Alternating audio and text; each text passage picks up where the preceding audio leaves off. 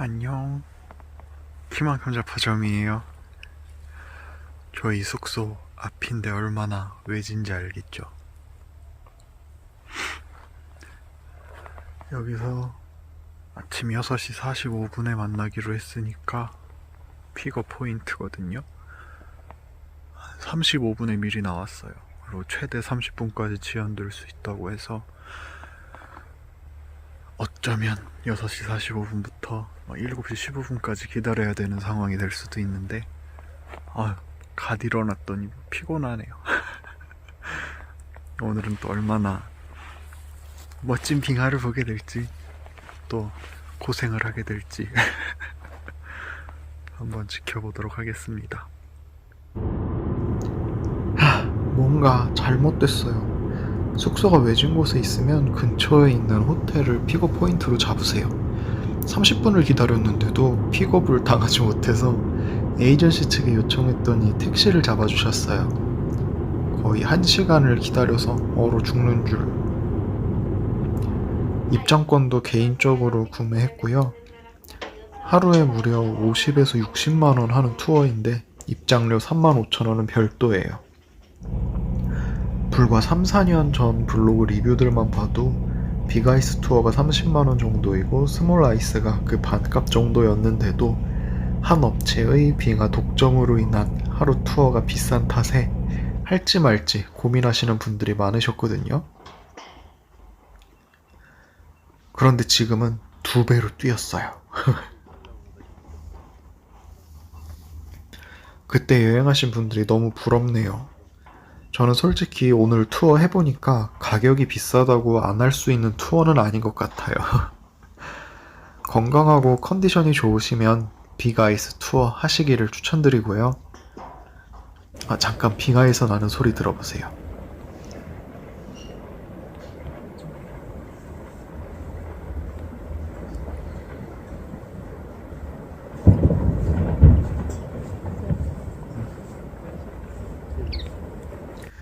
우선 빙하 근처로 가기 위해 보트를 타고 이동해요. 스몰 아이스 투어는 선착장에서도 보이는 가까운 곳에서 하시는 것 같고, 빅아이스 투어는 산을 타고 훨씬 깊은 곳까지 들어가서 트레킹을 시작합니다. 배 타면 뭔가 실내에는 절대 들어가 있지 않는 일이. 아르헨티나의 깃발이 인상적이네요. 이 옆에 엄청난 크기의 빙하가 보이시죠? 하지만 저희는 여기보다 훨씬 더 걸어 들어가야 합니다. 허리와 허벅지에 안전벨트도 착용하고 헬멧도 반드시 착용하셔야 해요. 장갑은 개인이 지참하시는 것을 추천드립니다. 빙하의 얼음들이 꽤나 날카로워서 손을 다치기가 쉽거든요. 많은 분들이 스키 장갑을 가져오셨던데 저는 얇은 3M 장갑을 가져와서 오히려 편했습니다. 대형 버스가 가득 차게 많은 관광객분들이 계셨는데 스페인어 사용자 그룹과 영어 사용자 그룹 2개로 나눠서 진행을 했어요. 저는 당연히 영어 사용자 그룹에 속했고 인원수가 스페인어 사용자 그룹에 비해 거의 4분의 1에서 5분의 1 정도밖에 되지 않았어요. 그만큼 스페인어 사용자분들이 남미 여행을 많이 하신다는 뜻이고, 다르게 말하자면 스페인어를 사용하지 못하는 여행객은 불편할 때가 많다는 뜻이에요. 흙과 돌로만 이루어진 비탈길인데 위아래에서 끊임없이 흙과 돌이 흘러내려가서 위험합니다. 이제 빙하 근처에 도착해서 아이젠을 착용해야 해요. 제 신발에 맞는 사이즈의 쇳덩이를 찾아 직접 묶어주십니다. 아이젠을 처음 착용하고 걸으면 느낌이 굉장히 이상해요. 아이젠을 착용하시기 전에는 신발끈을 꽉 조이시는 게 좋대요. 얼음에 콱콱 박아 넣으면서 걸어가다 보니까 신발이 헐렁하면 쏙 벗겨질 수도 있어요. 빙하 위를 걷다 보면 이렇게 물이 떨어지는 폭포도 볼 수 있고, 폭포가 있기 위해서는 당연히 존재해야 하는 강도 볼 수 있습니다.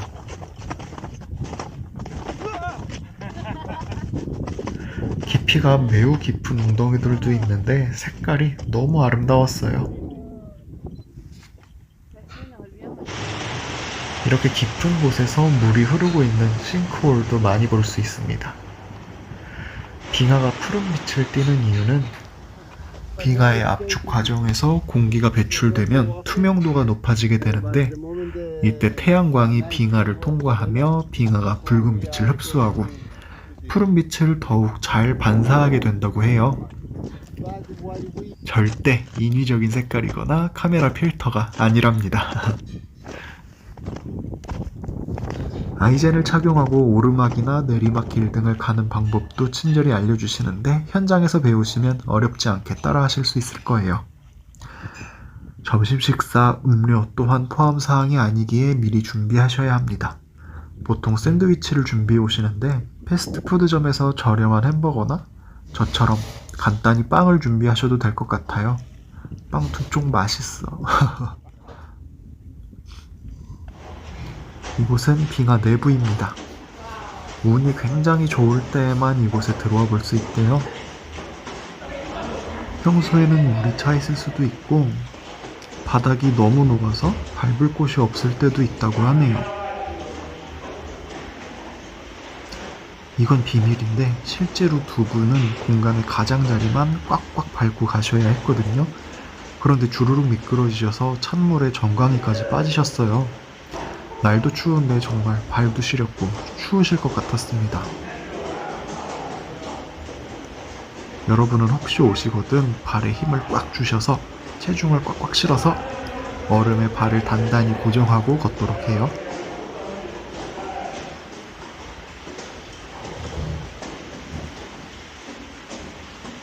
반질반질한 얼음벽이 정말 신기했어요.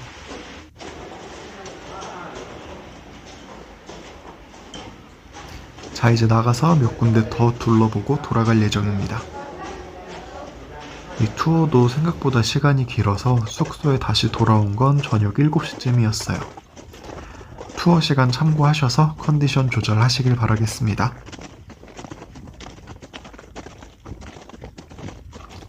개인적으로는 얼음 위에서 걷는 게 제 생각보다 힘들지는 않았어요. 또 한국에서 볼 수 없는 다양한 풍경들을 이렇게 실제로 보다 보니까 몸이 힘든 것을 잊을 만큼 굉장히 흥미로웠습니다. 저는 이때가 가장 무서웠어요.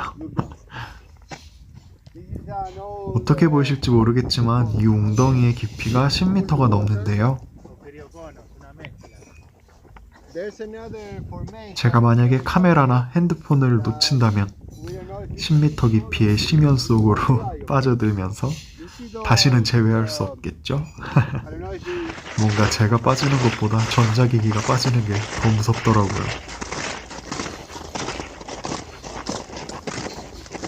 이제 돌아가는 길이에요.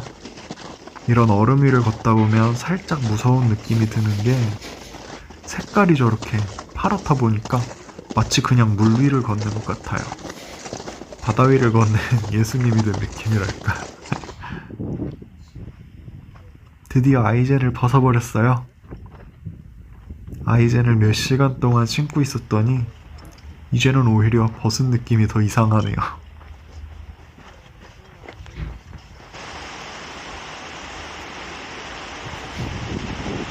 마지막 포인트는 이렇게 육지의 폭포였습니다. 이곳의 계곡물도 다들 그냥 마시더라고요. 깨끗한 자연의 모습이 참 아름다웠습니다. 투어가 끝나면 배를 타기 전에 잠시 이렇게 쉬는 공간이 있어요. 아무래도 투어가 비싼 탓인지 화장실은 무료이고 향긋한 차와 커피, 도수가 높은 술도 무료로 계속 마실 수 있더라고요. 저는 지금 야외에 있지만 실내에는 난로가 있어서 따뜻했습니다. 돌아가는 보트에서는 많은 일이 일어나요. 우선 초콜릿을 주시는데 저는 2개 먹었어요. 새로 된 열쇠고리 기념품도 주세요. 아이젠을 착용한 신발 모양입니다. 아주 귀여워요. 마지막은 얼음을 넣은 싸구려 위스키예요. 술을 좋아하지 않으면서 이 독한 술을 먹으니까 몸이 막 따끈따끈해지더라고요. 그런 김에 이제 좀 쉬어야겠어요. 여러분도 푹 쉬시고 다음 영상에서 봬요. 시청해주셔서 감사합니다. 지금까지 키만큼 잡화점이었습니다.